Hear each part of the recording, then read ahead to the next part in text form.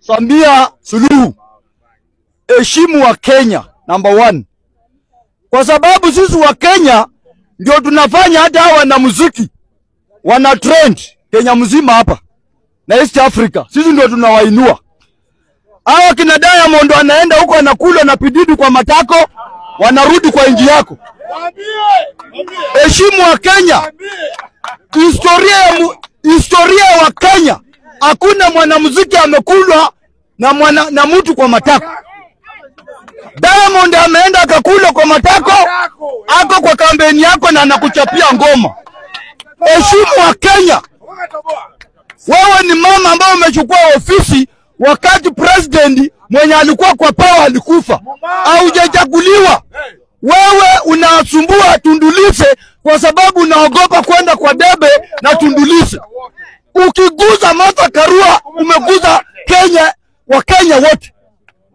Heshimu wa Kenya.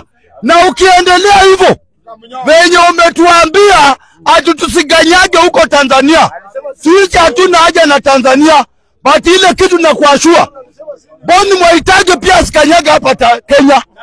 Gloria Murira asikuja hapa. Na pia tutarudisha Rose Muhando kumuinport arudi huko. Listen. Nataka niambie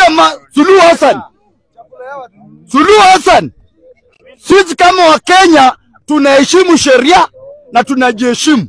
Tunajua fika kwamba wewe hukuchaguliwa na wananchi. Ilitokea bahati ya kuwa mwingine alipita mbele za haki, wewe ukapewa hii nafasi. Kwa hivyo wacha wananchi wakuchague kwa ile njia ambayo tunajua kuwa ni mwafaka, kama kweli wajiamini kuwa utapewa tena haya mamlaka. Lakini unapokwenda kutishia wananchi wako, kutishia wananchi jirani, ni kwamba wewe mwenyewe hujiamini. Na mama, watuaibisha.